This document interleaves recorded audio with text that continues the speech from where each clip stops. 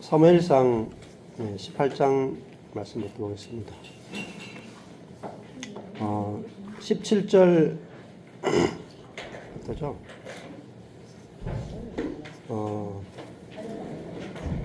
그 사울은 여러분이 묵상하실 때는 옛사람으로 묵상을 하시면 되고, 다윗은 새사람으로 묵상하셔야 됩니다. 또 사울은 이제 옛사람이고 다윗은 그리스도로 묵상을 이렇게 하셔도 도움이 되실 겁니다. 근데 나는 이제 사울처럼 되지 말자, 나는 다윗처럼 되자, 이렇게 이제 하시면은 그게 이제 율법적이 되니까 좋지가 않아요. 예. 자, 그러니까 사울이 다윗에게 이르되 내 맏딸 메랍을 네게 아내로 준다. 사울이 하나님의 뜻대로 하지를 못했어요. 원래 그 왕은 뭐냐면은 그 기름 부음 받은 자잖아요. 그 기름 부음 받은 자라는 게 뭐냐면은 거룩한 자다. 성령의 기름 부음을 왜 받느냐 하면은 구별된 자죠. 구별된 자. 뭘 위해서 구별됐냐면은 하나님의 목적을 위해서 구별되었다, 이렇게 볼 수 있어요. 그걸 거룩이라고 그래요. 우리가 거룩이라고 하는 것은 말씀 기도에 전무하는 게 거룩이 아니에요. 구제 기도 금식에도 거룩이 아니에요. 거룩이라고 하는 것은 용도가 바뀌어야 거룩한 거예요. 용도가. 그러니까 내 인생의 용도가 나를 위한 것이 아니라 하나님을 위한 목적으로 용도가 바뀌어야 그걸 이제 거룩하다, 그렇게 부르는 겁니다. 이스라엘 백성들 가운데 레위 지파나 제사장은 자기 분깃이 없어요. 하나님이 자기들의 분깃이다, 이렇게 보죠. 그게 거룩이에요. 하나님이 나의 기업이다. 하나님이 나의 소망이다. 그래서 이제 그렇게 된 결과로 하나님이 표현이 돼야 돼요. 그게 거룩이에요. 하나님이 표현되는 것. 내 존재를 통해서 하나님의 형상과 모양으로 회복되어서 하나님이 내 존재를 통해 나타나는 게 거룩이란 말입니다. 그러면 그 나를 통해서 내가 하나님의 형상과 모양으로 회복되는 거, 그게 원래 아담과 하와를 지으신 목적이죠.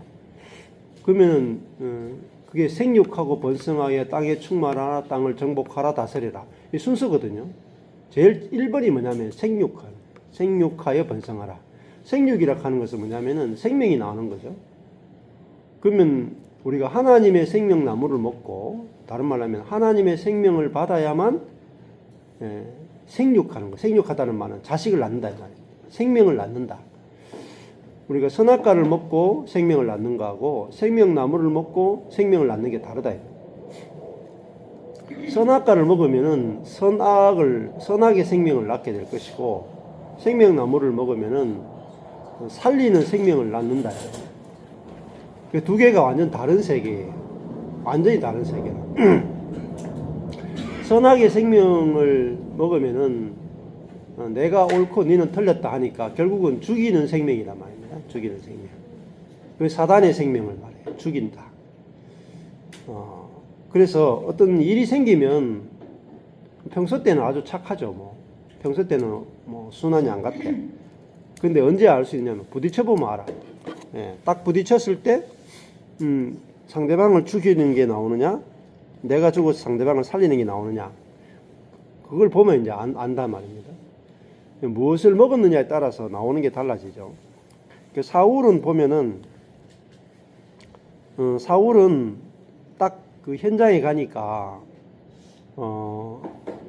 이제 사무엘이 내가 와서 번제를 드리기 전에는 전쟁을 시작하지 마라. 전쟁은 하나님께 속한 것이다, 이렇게 했는데 겁박하니까 자기가 하나님께 먼저 번제를 드려본다. 그러니까 자기의 영역이 아닌데, 자기는 왕일 뿐인데 제사장의 영역까지 자기가 이제 침범을 하게 된 거죠. 자, 그러니까 근데 번제를 드리는 게 나쁜 것은 아니죠. 좋은 거잖아요. 하나님께 번제를 드린다. 되게 좋은 거잖아요. 근데 그게 하나님의 길로 하지 않으면 그게 나쁜 거랍니다. 우리는 내가 하나님께 뭔가 좋은 것을 드리면 다 좋다고 생각하는데 그렇지가 않아요. 그러니까 번제를 드려도 하나님의 뜻대로 드려야 되지 내 뜻대로 드리면 되는 게 아니다. 내 자신을 드리는 것도 마찬가지예요. 내 자신을 하나님께 드린다고 해서 꼭 좋은 게 아니다. 그 아론의 아들 둘이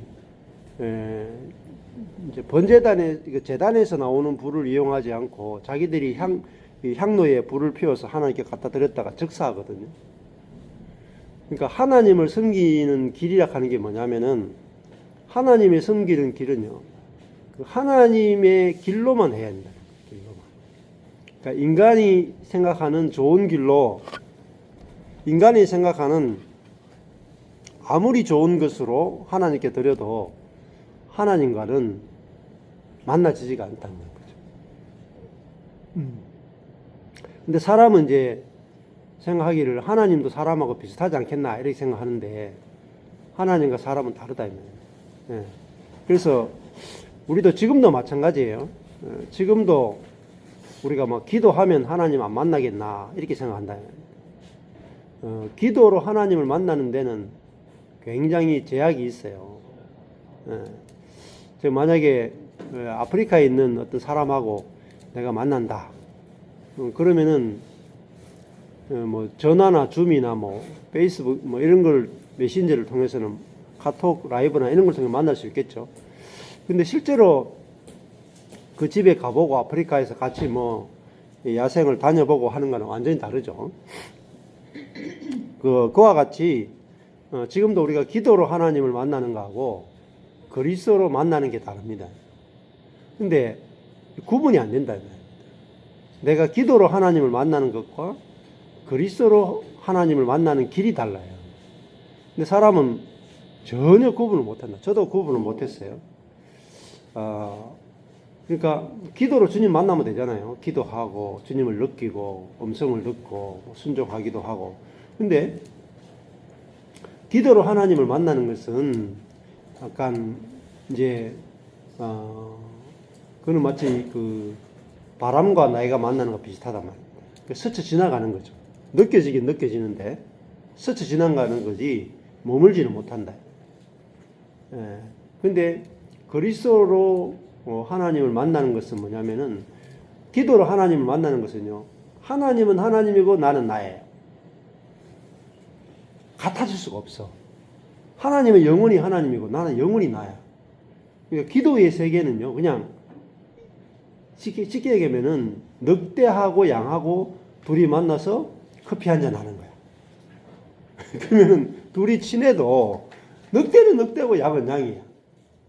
그죠? 그게 기도라는 게, 기도의 세계라는 것은 하나님은 하나님이고 사람은 사람이야. 이 한계를 못 벗어나요. 그러니까 만나도 있잖아요. 늑대하고 양, 유명한 애니메이션이 있는데, 폭풍우 치는 밤에 하는 유명한 애니메이션이 있어요. 그게 폭풍우 치는 밤에 흑간에서 늑대와 양이 우연하게 얼굴을 보지 않고 만나가지고 아주 절친이 돼가지고 겪게 되는 여러 가지 에피소드를 보여주는데 한번 꼭 보세요. 폭풍우 치는 밤에 하는 애니메이션이 있어요. 막 서로 죽고 못 살아. 늑대와 양이 완전 절친이야. 근데 늑대는 고기를 먹고 양은 풀을 먹는다. 근데 이제 그 양이 이제 그 양하고 늑대 무리에 쫓겨가 도망을 가거든요. 근데 양은 길 가다가 이제 풀만 뜯어도 배가 부르잖아. 늑대는 이제 고기를 먹어야 힘이 나잖아요. 도망가다가 하도 배고파가지고 그 양 모르게 뒤로 도망가가지고 다른 거 잡아먹고 온다. 근데 막 피를 막 흘리면서 안 들키려고. 나중에 되면 배가 너무 고파가지고 그 절친인 양이 앞에 가는데 뒤에서 보니까 막 이렇게 막 치킨으로 막 보이고 이런다. 양고기로 막 보인다. 근데 그런 이제 사연들을 이렇게 애니메이션 보면 너무 재밌게 이렇게 해놨다. 그러니까 우리가 하나님을 만나는데요. 기도로 만나면 늑대는 늑대고 양은 양인 것처럼 천년을 만나도 늑대는 늑대고 양은 양이에요. 그러니까 양이 늑대를 닮을 수도 없고 늑대가 양을 닮을 수도 없어요. 그냥 자기 개체로 교제할 뿐이에요. 그게 기도의 세계. 기도로 하나님을 닮는다? 아니에요. 못 닮아요. 전혀 못 닮아요. 왜? 생명이 달라요. 자, 그러니까 하나님의 생명과 인간의 생명은 다르다. 하나님의 생명은 이타적인 생명이고 인간은 날 때부터 자기중심적으로 타락한 생명으로 태어났기 때문에 아무리 기도해도요, 여러분 원점이에요. 그러니까 기도 안 하는 것보다 낫죠. 그죠? 하나님은 내가 안 만나는 것보다 낫죠. 근데 만나도 시원하지가 않다. 시원하지가. 근데 그리스도를 통해서 하나님을 만난다는 것은 하나님이 내 속에 들어오는 거잖아요. 내 속에 들어오면은 어떻게 되냐면은 내 본성이 바뀐다. 본성이. 그러니까 사람이 하나님의 본성과 하나님의 생명으로 살게 된다. 그럼 내 속에서 하나님의 마음도 나오고 하나님의 생명도 나오고 하나님의 능력도 나오고 하나님의 지혜도 나오죠. 그럼 내가 내 존재를 통해서 하나님을 경험하는 거예요.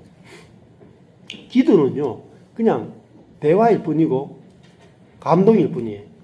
내 존재에게서 하나님의 생명이 나오질 않아요. 그래서 이게 엄청난 차이예요. 엄청난 차이.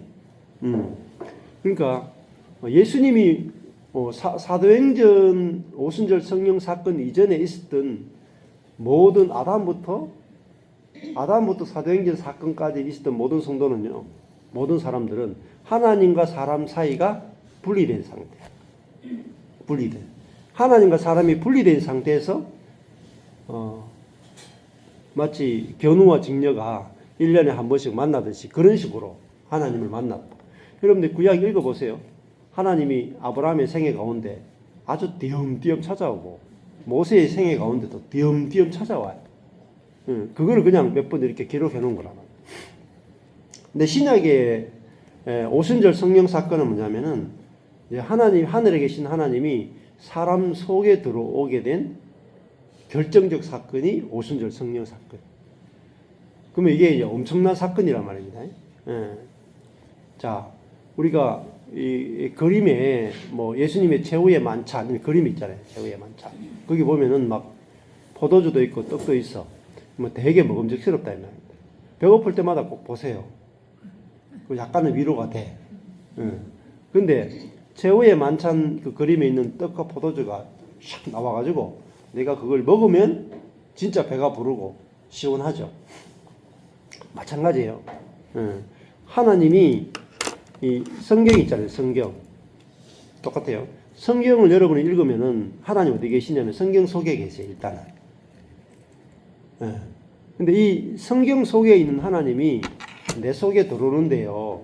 내 속에 들어오는 것은요, 성령이 내 속에 내주하는 것을 통해서만 성경에 있는 하나님이 내 속에 들어오거든요. 그러면은 내 속에 계신 그 성령을 아는 거 알게 되면 성경의 이야기가 다 생생하게 살아난다. 엄청 중요한 거예요. 그래서 성령이 우리 안에 내주하신다. 이건 뭐 기독교인이면 다 아는 이야기죠. 기독교인이면 다 아는 이야기인데 반대로 치면 기독교인들이 진짜 하나도 몰라. 성령의 내주 사건이 무슨 의미인지를 아무도 몰라.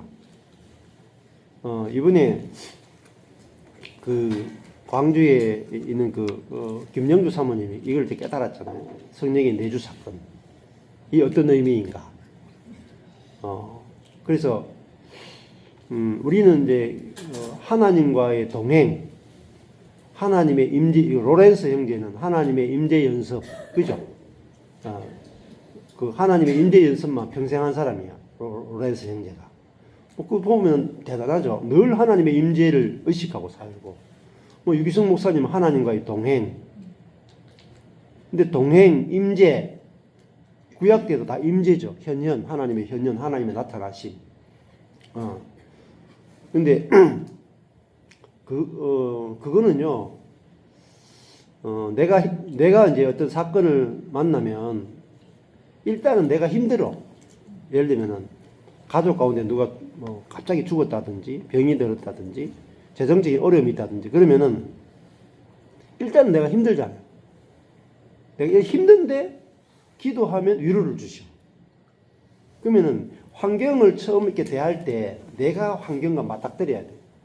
그러니까 막 힘드는데 기도하면 눈물이 질끔 나면서 뭐 나 같은 죄의 살리신 하든지 뭐 내 평생에 가는 길 순탄하여 하든지 찬양을 부르다가 은혜를 받아. 그러니까 약간 뭐죠? 병 주고 약 주는 분위기 약간 그런 거죠. 먼저 병이 들고 나중에 약 먹어서 고치는 거 같죠. 근데 그게 하나님의 임재고 하나님과의 동행에 가깝다고 볼 수가 있어요.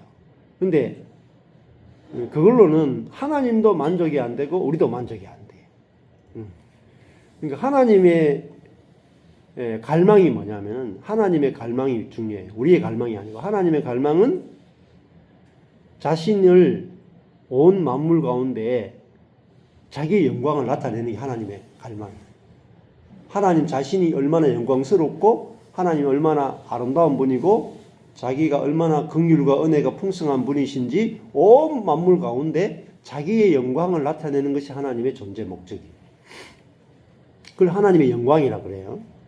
그래서 우리 웨스트민스터 문답 보면은 사람을 지으신 목적이 하나님을 영원히 즐거워하고 하나님께 영광을 돌리기 위해서 인간을 지었다 그러잖아요.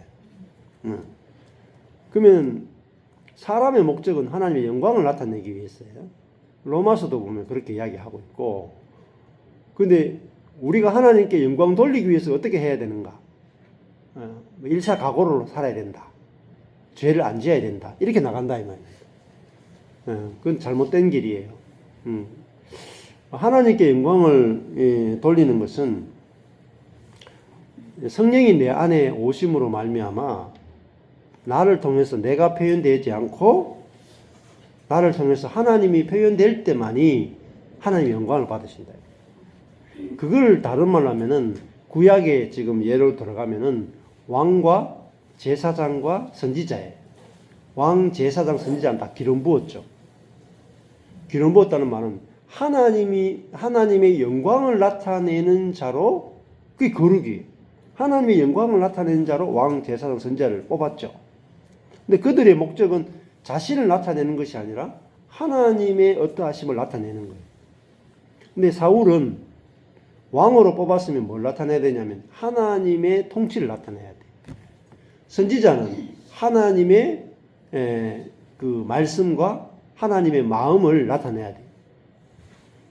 제사장은 하나님의 성품과 하나님의 그 화목, 그런 걸 나타내야 된단 말이에요.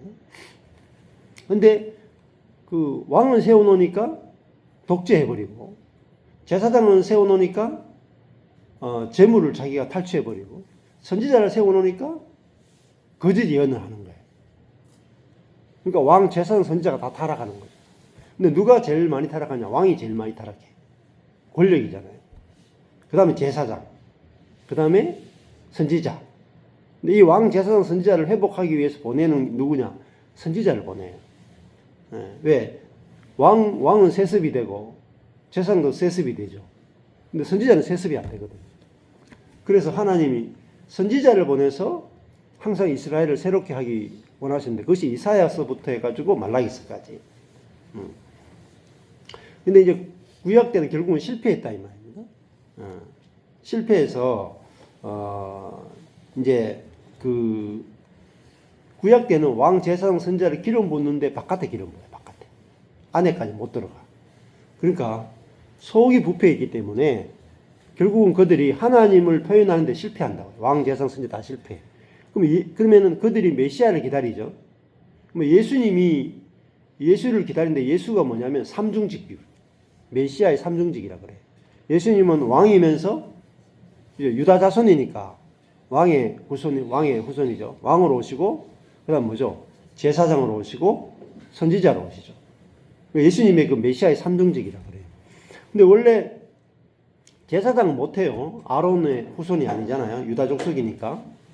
근데 예수님은 그 생명의 능력으로 대제사장이 된다. 하나님이 하늘의 지성소에 들어가는 자기의 육을 찢어가지고 지성소에 들어가는 생명의 능력으로 대제사장이 되신다. 그리고 그분이 이제 선지자로서 이제 성령을 받아서 선지자로서 말씀을 전하죠. 하나님의 말씀을 전하고 또 그분이 하나님의 생명으로 사람을 다스리고 세 가지 직분을 예수님께서 완벽하게 소화를 해내신다. 그 예수님이 세 가지 직분을 왕으로서 제사장으로서 선지자로서 완전하게 행하시는 이유는 예수님이 날 때부터 성령으로 낳기 때문에 너무너무 중요해요. 우리도 출생의 비밀, 우리가 육으로 낳다가 예수와 함께 죽고 하늘로부터 성령으로 새로 태어난 존재다. 이게 너무너무 중요하다고. 자, 여러분이 그냥 교리를 아는 것이 중요한 게 아니고 그 교리가 말하고 있는 의미를 아셔야 돼요. 의미를 모르고 앵무새처럼, 앵무새도 제가 이야기해놓으면 다 따라 할 수 있어. 근데 중요한 것은 의미를 모르는 거예요. 의미. 복음이 가지고 있는 그 의미를 아는 게 너무너무 중요합니다. 그래서, 그러면 우리는 어떠냐? 우리도 삼중직이에요. 우리도 베드로 전서 후서 가면 베드로가 우리 왕 같은 제사장이다 그러죠. 베드로전서가 우리 왕 같은 제사장이다. 그럼 우리도 왕이죠. 제사장이죠. 우리도 복음을 전하니까 선지자죠. 우리도 삼중직이에요. 세 가지 직분이 이제 세 가지 직분을 가지신 그리스도가 내 안에 살면 세 가지가 다 나타나요. 왕이 뭐죠? 왕은 생명으로 다스린다. 생명으로 섬기는 게 나타나요. 그 제사장, 화목해하는 제사장의 역사가 내 안에서 그리스도를 통해서 나타나고요. 그리고 선지자, 내 속에서 그리스도의 말씀이 솟아나. 이 세 가지 왕, 제사장, 선지자가 우리 안에 예수님의 삼중직이 내 안에 그리스도가 살면 세 가지 다 나타나. 근데 내가 살면요 하나도 안 나타나. 왕도 못 돼. 지배하지 못한다. 생명으로 다스리지도 못해. 죄를 이기지도 못해. 근심을 이기지도 못해. 근데 왕은 죄도 이기고 세상도 이기고 근심도 이기고 모든 걸 다 이기잖아요. 왕은 이기는 거예요. 이기는 거. 제사장은요 화목케 하는 직분이죠. 하나님과 사람, 사람과 사람, 나와 나 다 화목케 하고 연결시키는 게 제사장이에요. 근데 내 안에 예수가 나오면은 화목해요. 내가 나오면요 다 분열시켜. 여러분 자신의 꾀를 쓰시면 안 돼요. 여러분 자신의 지혜를 쓰시면요 다 분열돼요. 잘 보세요. 그냥 보시면 알아. 그냥 내 삶에서요 결과만 보면 알아. 결과를 잘 보시라. 내 안에서 내가 나오면은 아무리 좋은 게 나와도 분열돼. 그러니까 내 안에 있는 그리스도가 나오면은 이렇게 하나가 돼. 화목이 된다고요. 그러니까 여러분이 열매로 안다 그러잖아요. 여러분의 저와 여러분의 삶에 열매를 잘 보시면 알아요. 열매를 보면 내가 지금 쏟고 있는지 안 쏟고 있는지 안다고요. 아까 전에 이제 노예 의지냐 무슨 의지냐 해가지고 좀 다퉜다 이런 이야기 했는데. 그러면요, 이 제사장의 역할을 못한 거예요. 어떻게 보면. 이게 다툼이 일어났잖아. 분리가 이루어지잖아요. 그러니까 옳은 것을 이야기하는 게 중요한 게 아니고 옳은 것을 이야기하면은 사람하고 분리가 이루어져요. 자, 나쁜 것을 이야기하느냐 옳은 것을 이야기하느냐가 중요한 게 아니고 내가 이야기하느냐 그리스도가 이야기하느냐가 중요한 거예요. 내가 옳은 것을 이야기하면 저 사람하고 다퉈요. 근데 내 안에 계신 그리스도가 이야기하면 옳은 거라도 이야기 안 해. 그죠? 네. 자, 불신자가 가득한 그 형제들이 모였는데 제가 목사라고 막 복음을 막 전하면은 사람들이 야 좀 정해라 할 거 아니에요. 그러면 사실상 오히려 복음이 더 가로막히죠. 그러면 내가 말하는 것이 아니라 내 안에 주님이 어떻게 말하시는가 보자 하고 그 사람 이야기를 이렇게 듣고만 있어도 하나 되거든요.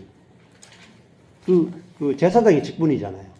하나 되는 거, 화목해 하는 거. 그리고 그 사람이 물을 때 내가 대답하면 된다. 물을 때. 그러니까 당신이 가진 소망이 무엇이냐? 물을 때 대답해도 충분히 말할 기회가 있거든요. 그래서 지금 이제 사울이 무엇에 실패했느냐? 왕이란 무엇인가를 모르는 거죠. 왕. 하나님이 자기를 왜 왕으로 세웠는가? 여기 이제 인식이 정반대인 거죠. 예. 근데 다윗도 자기가 기름 부음 받았잖아요. 예. 근데 다윗은 이제 아직 어떻게 보면 사울은요 고난이 없이 왕이 됐어. 바로 직방으로 왕 되죠. 다윗은 진짜 개고생 기름 부음 받은 다음에 진짜 고생 하다가 하나님의 때가 돼 가지고 이제 그 왕이 돼요. 그러니까 그 과정에서 진짜 하루도 제대로 편하게 지내기 힘든, 그러니까 주께서 사랑하시는 자에게 잠을 주신다 이 말이 그냥 편안한 사람이 하는 말이 아니고 하루도 내가 그 죽음의 위협이 늘 상존하는, 자기만, 저는 다윗을 생각해 봤거든요. 성경에 다윗을 많이 생각해 봤어요. 그러니까 만약에 내가 이제 국가에 의해 누가 진경이가 예를 들면 나를 죽이려고 쫓아다닌다. 그래도 피해 다니는 거 상당히 힘들다고요. 예를 들면은 그렇다고. 한 개인이 누가 나를 죽이려고 그래도 우리 굉장히 힘들잖아요.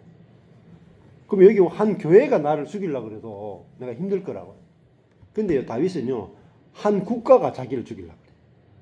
왕과 군대가 쫓아와.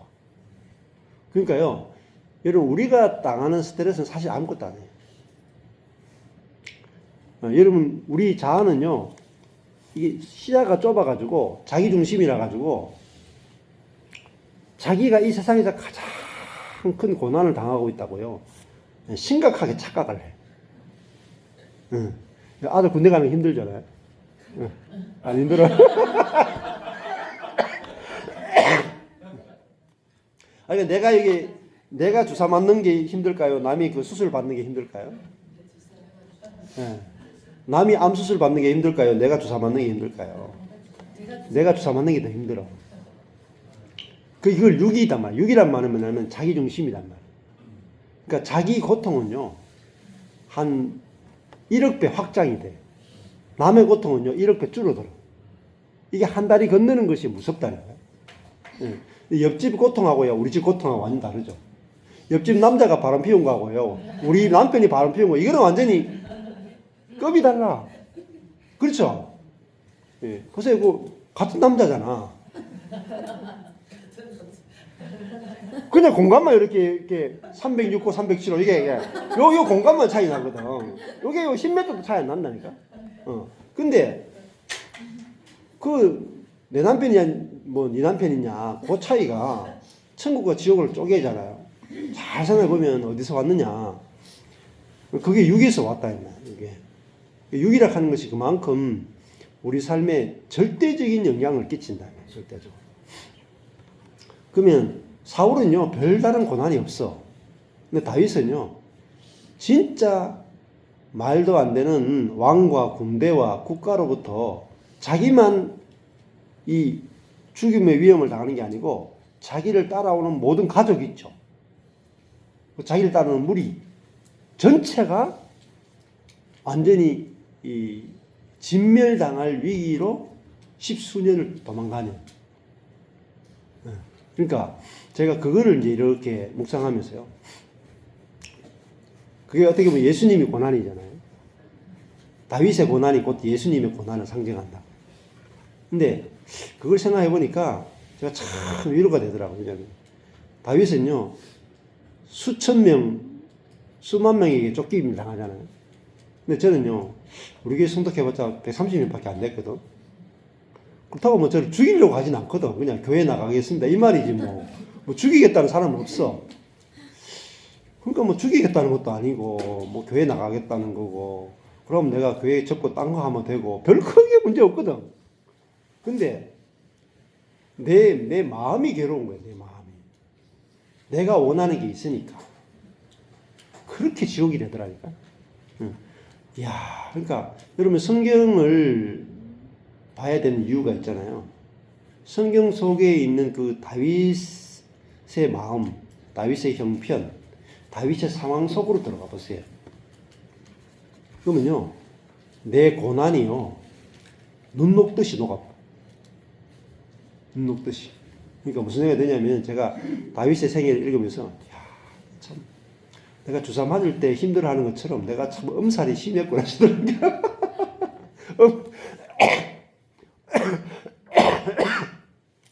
엄살도 이런 엄살이 없어.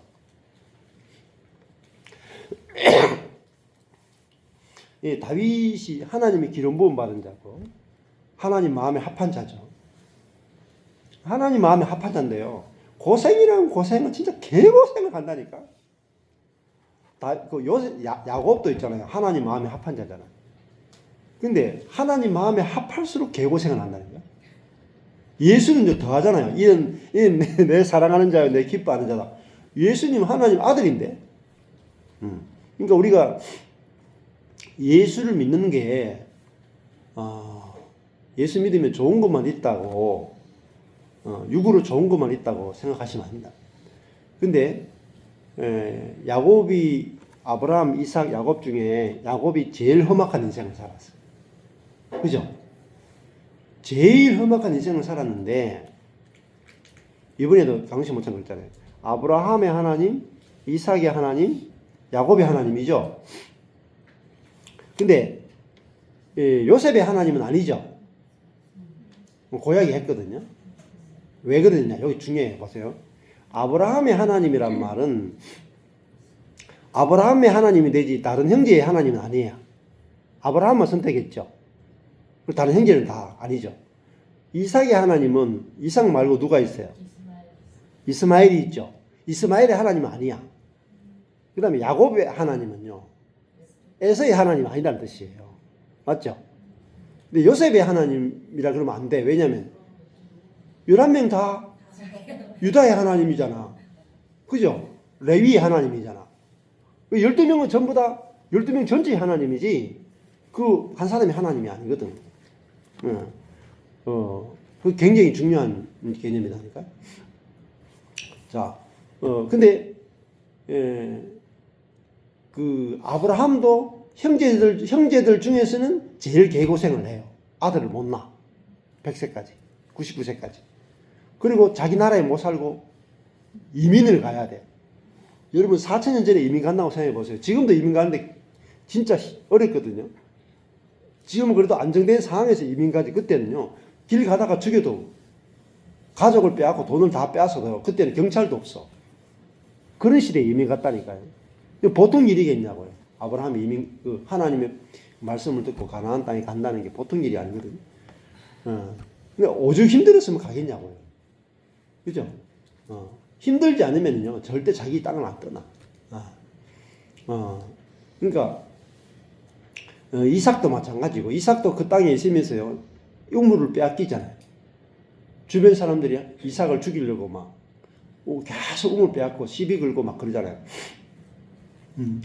자, 그런 이제 인생을 사는데, 그 중에 아브라함, 이삭, 야곱 중에 야곱이 제일 개고생해.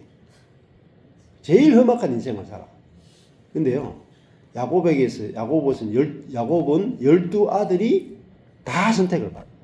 아브라함은요, 자기 아들 가운데 한 명을 잃어버려요. 이삭도 자기 아들 가운데 자기가 좋아하는 에서를 잃어버린다고. 오히려 야곱에게 장자권을 가죠. 근데 야곱은요, 한 명도 안 잃어버려. 근데 야곱이 험악한 인생을 안 살고 있잖아요. 12아들 다 12지파가 됐다. 그러면요, 주변의 사람들이 뭐라 그러겠냐고. 왜 야곱만 사랑하냐고. 하나님께 불평할 거 아니에요. 그죠? 그래서요, 불평하는 입을 막기 위해서 하여튼 험한 인생을 살아야 돼. 그러니까요, 우리가 육적으로는요, 바울의 생애를 읽어보면 바울이 복음을 전하면서 아주 험악한 인생을 살아. 근데 영적으로요, 상상할 수 없는 복을 누려. 근데 그 복음을 전하면서 험악한 일이 없이 영적으로 바울만요, 특별하게 막 영적으로 막 어마어마한 복을 줬다. 그러면요, 전부 다 입이 이만큼 튀어나가지고요. 왜 바울만 전부 다 이제 막 불평할 거라. 시기하고. 근데 너도 바울처럼 대해줄까? 그러면 전부 다 입이 들어간다. 아, 됐거든요. 저는요. 그냥 좀 살살 다루어주세요. 이렇게 하면. 네. 그러니까, 이게 성경을 읽으면서요. 야, 이제 바울의 생애를 참 이렇게 여러분 보셔야 돼요. 사도행전도 그렇고. 바울의 생애를 참 읽어보면요. 야, 나 참 바울 같은 시대에 안 태어난 것 없이 막, 그냥 얼마나 감사한지 몰라. 지금 이 시대에 태어난 것이 막, 야, 여러분 이 시대에 태어난 것만 해도, 대한민국에 태어난 것만 해도, 그냥 죽을 때까지 찬양만 부르고 죽어도 괜찮아. 우리 몇명 집사님도 바울 다녀왔잖아요. 예, 있었던 감옥도 가보고. 예, 예, 그게 성경, 그냥 안 가봐도 있잖아요. 성경 속에 들어가서 읽어보면요. 생생해. 다윗이 어떻게 살았는지, 바울이 어떻게 살았는지, 야곱이 어떻게 살았는지, 여러분 그거를 보셔야 돼요. 딴 거 보지 마시고. 이 성도들이 어떻게 개고생했는지를 보셔야 돼요. 그것이 어떤 고난을 받았는지를 보셔야 내가 받는 고난이요, 처음에는 산더미 같아. 태산 같아.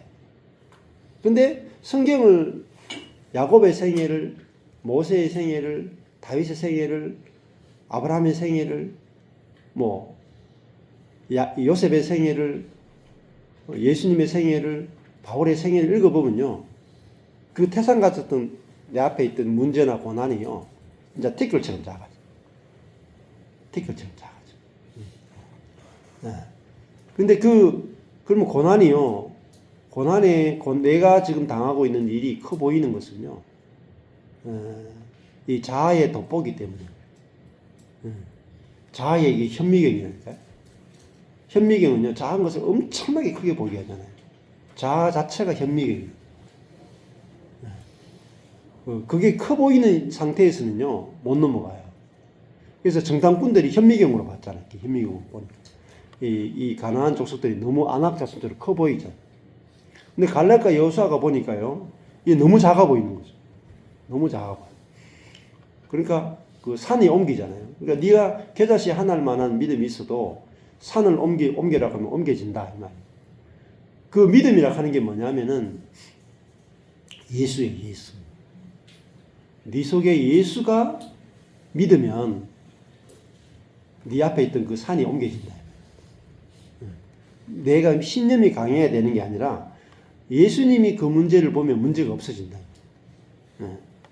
그래서 문제 자체를 변화시키는 게 아니고 문제가 안 되게 보이는 거죠. 어제도 이제 하루 종일 아니, 아침부터 해가지고 오후 한 5시까지 그 하루 종일 맞긴 맞네. 네, 저 옥상에 이제 그 물탱크가 어제 아래 밤 9시에 터졌거든요. 터져가지고 막 저쪽으로 물 막 다 떨어지는 거야. 이 물탱크 지나가는 이 파이프가 빠져가지고 막 그러니까 밤 9시에 전화 와가지고 나 와보니까 그렇더라고. 그래가지고 1층에 저기 수도 잠그고 저 위에 막 옥상에 해가지고 막 물이 막 넘쳐가지고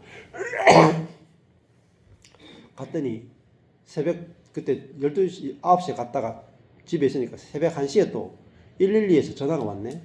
주변에서 저기 119 군지 뭐 전화 와가 여기 막 옥상에서 물 떨어진다고 신고가 들어왔다는 거야.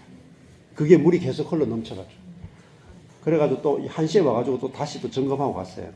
새벽에 그때. 그리고 또 아침에 또 업자를 불렀어. 업자 불러가지고 이제 그 공사를 시켜가지고 오후 한 4, 5시 내가 마쳤어. 그러니까 그 아래 저녁에 보니까 야, 이게 내가 보면 감당이 안 돼, 이거. 고치는 게. 막 위에 막 얼어 있고 막 깨져 있고 근데 그 물 가득 차 있고 물 빼야 되지. 그거 이제 연결해야 되지 이러니까 감당이 안 되는데 그 업자를 부르니까요. 200만 달라는 거야. 그거 이제 벽까지 깨가지고 완전히 새로 해야 된다. 5층 사장님이 오더니 이거는 이렇게 하면 된다고 막 하더니 150 해라. 근데 그 사장님이 네 알겠습니다. 근데 150에 하더라고. 그래가지고 150만 원 주니까 깔끔하게 그냥 해결해 버렸어. 그래 오늘 제가 기분 좋게 이렇게 하고 있잖아. 그러니까 내가 보면은 억수로 큰 문제였거든요. 위에 막 물이 떨어지고 막 뒤에도 막 완전 다 얼어가지고 있잖아요. 내가 보면 감당할 수 없는 문제인데 전문가가 와서 하니까 그냥 내가 일하는 게 아니고 150만 원 주고 나니까 자기가 막 물 다 빼고 막 깨끗하게 정리하고 다음에 다시 문제 터지면 자기가 와서 보수해 주겠다. 그러니까 저도 제 인생에 절대로 넘어갈 수 없는 어떤 절망과 문제가 있었거든요. 근데 그 문제를 누가 만들어낸가를 알게 된 거예요. 그 문제의 근원이요, 나라고. 나. 내가 그 문제를 보고 내가 판단하고 내가 꾀를 쓰고 내가 고치려고 하고 안 되니까 좌절한 거죠. 그러니까 문제는요, 여러분 계속 얘기해도 이게 여러분이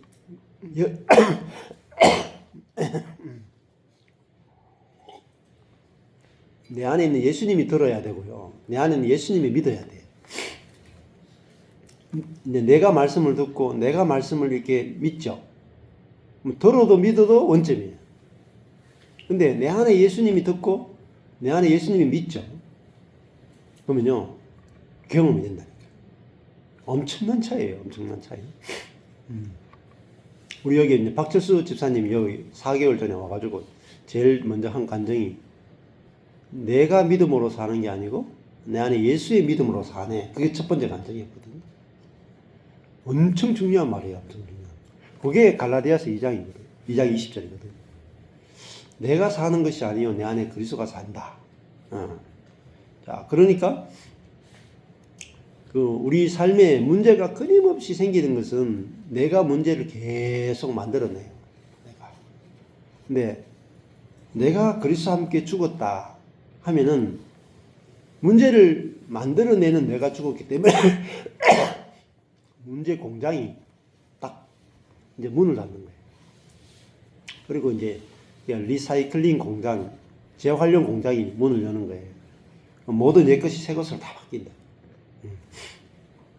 사울을 보면요, 사울은 가는 곳마다요 계속해서 문제가 발생해요. 여러분 읽어보세요. 사무엘상 읽어보시면 사울은요 자신이 문제 공장이에요. 자아야. 그래서요 사울은요 다윗을 만나도 문제가 되고 블레셋을 만나도 문제가 되고 백성을 만나도 문제가 되고 어디 가든지 문제가 돼. 왜? 자기 중심으로 모든 걸 보기 때문에 그래요. 다윗은 가면요 어디 가도 문제가 안 돼. 사람들 살려.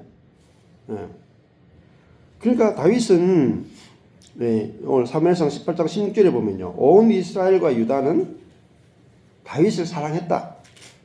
그가 자기들 앞에 출입함을 이었더라. 온 이스라엘과 유다가 왜 다윗을 사랑할 수밖에 없는가 하면 다윗은 하나님의 뜻대로 온 이스라엘과 유다의 뜻대로 상대방 중심으로 그 성령으로 살기 때문에 그래요. 성령으로 사니까 자기 중심적이 아니니까 사람들이 다윗을 사랑할 수밖에 없는 거죠. 그것이 능력이라는 겁니다. 내가 무슨 일을 해도 내 자아로 남을 이렇게 배려하는 거하고요. 다윗처럼 성령에 의해서 하나님과 사람 상대방 중심으로 하게 되는 거죠. 자, 그렇게 되면 하나님과 사람에게 사랑받죠. 그 예수님이 어릴 때 보면은 하나님과 사람에게 사랑스러워 가시더라 이렇게. 근데 우리 자아로 하면요 하나님께만 사랑받지 사람에게 사랑 못 받을 수도 있어요. 근데 성령으로 하게 되면 하나님과 사람에게 사랑을 받는다. 다윗을 보니까 온 이스라엘과 유다는 사람이잖아요. 온 이스라엘과 유다에게 다윗을 사랑했다. 그런 거잖아요. 자, 그래서 우리가 우리 안에 있는 이제 그 그리스도의 마음, 성령이 나오면은 사람들이 나를 그 사랑하게 돼 있단 말이에요. 사랑하게 돼 있다. 그리고 관계가 막 이렇게 넓어지게 되죠. 그걸 통해서 하나님은 이제 일을 하신다는 말입니다. 사람과 사람이 이렇게 자꾸 만나지면서 그 관계 안에서 이제 놀라운 일들이 펼쳐지는 거죠. 자, 17절에 보면은 사울이 다윗에게 이르되, 사울이 다윗에게 이르되, 내 맏딸 메랍을 네게 아내로 주리니 오직 너는 나를 위하여 용맹을 내어 여호와의 싸움을 싸우라 하니, 사울이 이제 그 골리앗을 물리치는 사람에게는 자기 딸을 주겠다 했잖아요. 근데 안 줄 수가 없잖아요. 그래서 사울이 다윗에게 자기 맏딸 메랍을 아내로 줍니다. 그러면 이제 뭐 사위가 되잖아요. 그리고 사위로 자기 밑에 돋보리면은 이제 자기가 좀 덜 위험하죠. 사람들이 다윗을 막 올려도 자기 사위니까 그런 의미도 있었겠죠. 근데 이제 더 깊이 들어가면 인간이라고 하는 것은요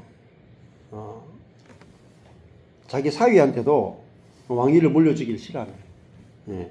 자기 자신이 왕되기를 원하잖아요. 그래서 문제가 해결이 안 된다 이거죠. 오직 너는 나를 위하여 용맹을 내어. 여기 보면요 이렇게 보죠. 너는 하나님을 위해서가 아니고 나를 위하여 용맹을 내어 이렇게 말하잖아요. 자기를 위해서.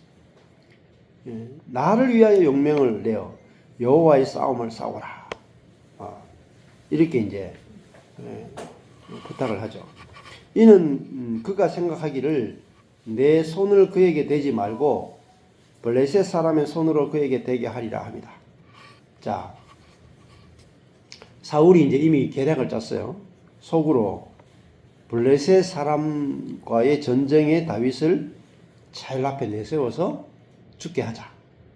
다윗의 옛날에 작전하고 나중에 뒤에 가면은 그 우리아를 죽일 때 작전하고 비슷한 전쟁터에서 그냥 죽여버리자. 내가 죽이지 말고 적군의 손에 죽게 하자. 이게 참 사람의 머릿속에서요 이런 게 나옵니다. 예수도 그렇잖아요. 예수님도 유대인들이 예수를 죽일 때 자기 손에 피 안 묻히죠. 그죠? 로마 사람들을 이용해서 딱 죽이잖아요. 그러니까 아주 사람은요 이게 이 죄를 범할 때는 머리가 엄청나게 잘 돌아간다고. 이렇게 아무도 모르게 자기 속에 있는 생각을 가지고 이렇게 이제 하죠. 자, 사울이요 원래 이렇게 나쁜 놈이었느냐? 사울이 왕되기 전에는 그렇게 나쁜 것이 별로 안 드러났어요. 근데 왕이 되고 나니까 드러나죠. 권력의 자리에 가니까 드러난다 이거야.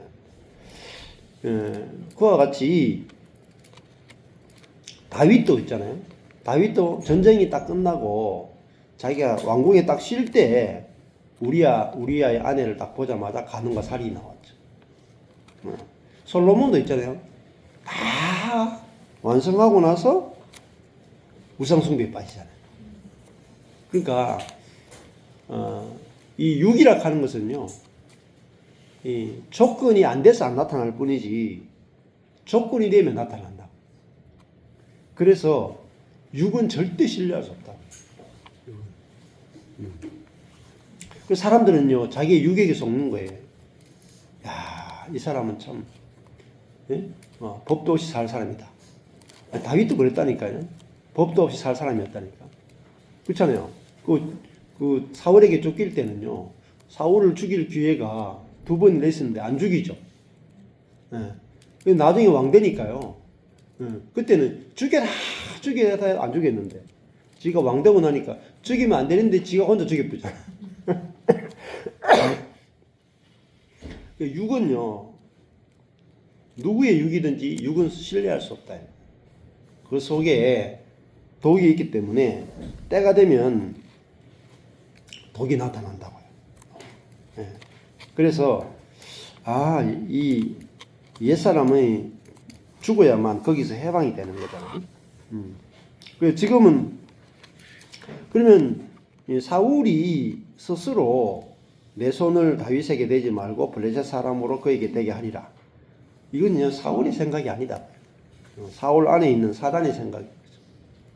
네. 사울이 나쁜 놈이 아니에요. 사울 안에 있는 사단이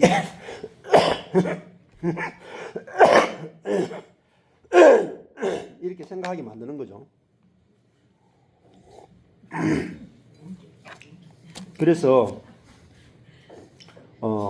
사울이 선한 생각을 해야 되는 게 아니라 악한 생각을 하게 하는 이 사단으로부터 해방돼야 되는 문제예요. 해방되지 않으면 우리도 끊임없이 여기에 사로잡히게 되는 거예요.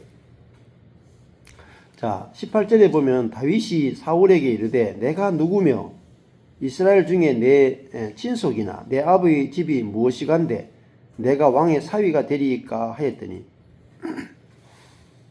다윗이 또 아주 겸손하게 내가 누구며 이스라엘 중에 내 친속이나 내 아버지 집이 무엇이간데 아주 굉장히 자기들 집안이 약하다고 생각한 거죠.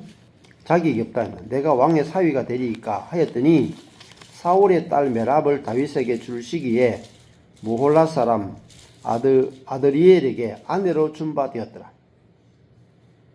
주겠다 그래놓고요 안 줘. 예, 사기를 친 거죠. 예. 자, 여러분 옛사람은요 믿으면 안 돼. 예. 내 옛사람도 믿으면 안 되고 네 옛사람도 믿으면 안 돼. 예. 그러니까 약속 안 지킨다니까. 안 지키는 게 정상이에요. 여러분 이걸 믿는 사람이 바보야. 내가 내 자신도 믿지 마세요. 저도 있잖아요. 뭐 아내가 뭐 이렇게 저한테 뭔가 물을 때가 있어요. 나도 모르게 거짓말이 나온다니까. 우리가 그 남자들이 이제 왜 거짓말 하냐면은 아내들이 거짓말 하게 만들어요. 너무 무섭잖아. 그러니까 내가 거짓말 하고 싶어 하는 게 아니고 어쩔 수 없이 신변의 위협을 느껴서 자기 방어 수준에서 어쩔 수 없이 이제 본능이 나오는 거죠. 자, 그러니까 여기도 옛 사람에게는 소망이 없구나. 그러면은 새로운 피조물에게만 소망이 있는 거죠. 자, 새 것에게서만요 새 것이 나와요. 옛 것은 옛 것만 나온다. 자, 그러니까 여러분 저희 교회가요 그러니까 쓸만한 성도들이 없는 거예요. 목사부터 시작해서 쓸만한 성도가 안 와. 그러면요 교회를 보면 조건이 상당히 나쁜 거란 말입니다. 그러니까 예를 들면은 좀 교회가 운영이 되려면은 사업하는 분 뭐 한두 명 있고, 의사 두세 명 있고, 변호사 5명 있고, 그죠? 뭐 연봉 1억대 되는 사람 한 10명 있고, 거기다가 이제 조금 힘든 사람 한 30명 있고, 이러면은 교회가 탄탄해. 그렇잖아요. 그러면 이제 진짜 목회할 만 나지 뭐. 한 100명만 돼도 목회할 만 나지. 근데 경상교회는요, 직업이 없는 사람이 더 많아. 거의 대다수가 백수야. 그러면 주일날 또 예배 시간도 안 맞춰와. 헌신도도 상당히 낮아. 그러니까 모든 것이 나쁘단 말이에요. 모든 것이. 근데 그랬는데 요즘은 좀 바뀌었죠. 근데 그것이 내 육으로 보니까 상당히 안 좋았거든요. 근데 영어로 보니까 진짜 좋은 거더라고요. 눈이 바뀐 거예요. 왜냐하면 야, 열정이 없는 인간들만 모이고 있잖아요. 뭐 그러니까 자원이 하나도 없고 있잖아요. 자기를 변화시킬 능력이 하나도 없어. 그러니까 제가 있잖아요. 율법을 쓸 수가 없는 거야. 있는 율법도 없애야 돼. 그러니까 하나님이 내게 보내신 성도가 완전한 거예요. 그걸 알게 된 거야. 내가 만약에 좋은 성도들만 모이면 있잖아요. 율법을 얼마든지 써도 교회는 돌아가잖아요. 그렇죠? 근데 이제 완전히 그냥 망한 성도들 왔으니까 이 사람들이 살리는 비결은요. 만약에 11조도 안 하는데 11조 해야 참 성도입니다. 이 설교 한 번만 하는 순간에 우르르 다 떨어져 그냥. 그러니까 11조 안 해도 완전합니다. 이렇게 해야 그나마 있던 성도라도 살 거 아니겠냐고요. 맞죠? 그러니까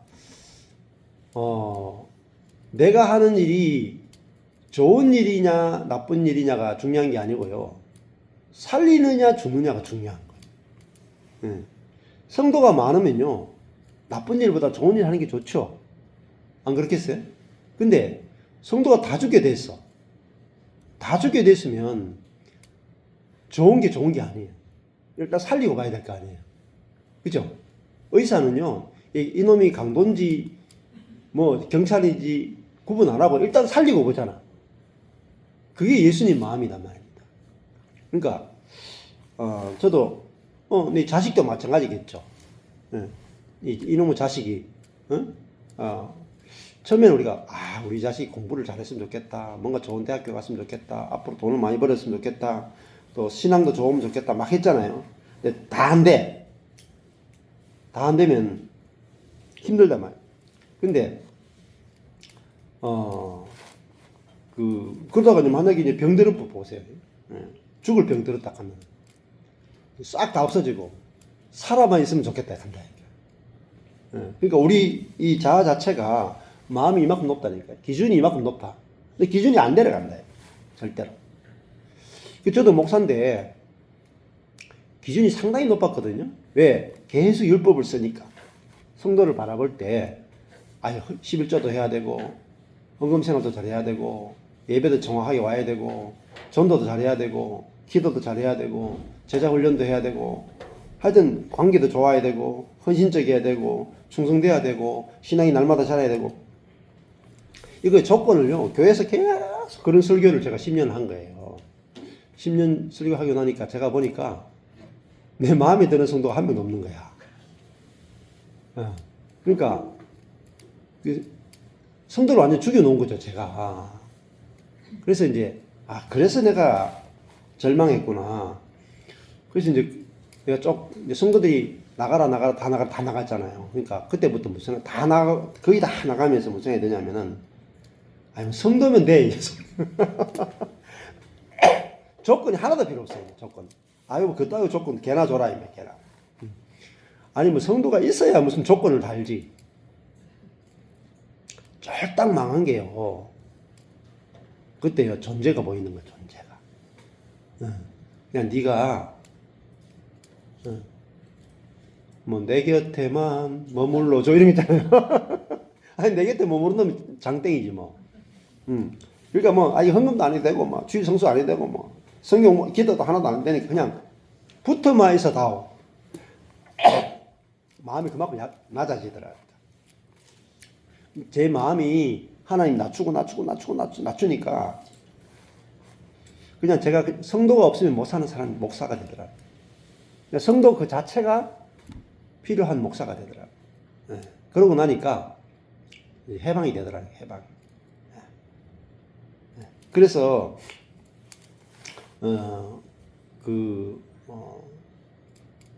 완전히 다른 교회가 이제 보이는 거예요. 사람이면 되는구나. 성도면 되는구나. 다른 게 필요 없구나. 그게 뭐죠? 온전하다는 거잖아요. 성도면 온전해요. 성도면 온전해. 그렇게 이제 교회가 새롭게 존재적으로 시작이 된 거죠.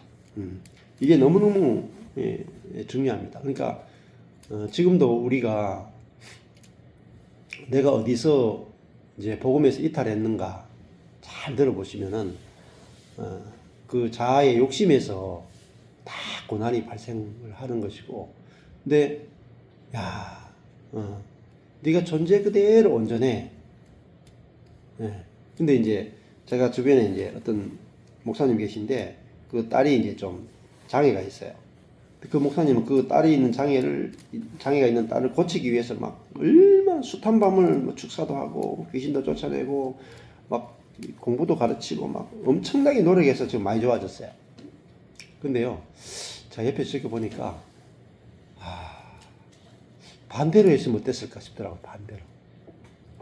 그 딸을 고쳐주는 게 아니고 어릴 때부터 온전해로 했으면 어땠을까. 율법은요, 고쳐주는 거잖아요. 근데 복음은 온전해거든. 그래서 자, 그 10년을 정도 같이 이렇게 지내면서 늘 그 생각을 해봤어요.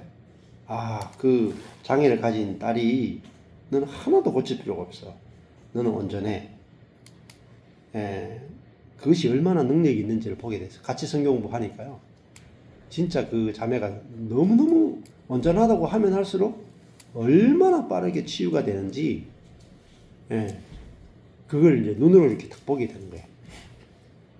그리고 주변에서요, 그 자매를 온전하다고 보고 말하고 대해주는 것이 얼마나 중요한가를 보게 되는 거예요. 그래서 복음과 교회가 너무너무 중요합니다. 그래서 지금도 얼마 전에도 저한테 카톡이 이렇게 오는 거예요. 목사님, 꽃피는 봄이 오면은 다시 만나고 싶어요. 왜?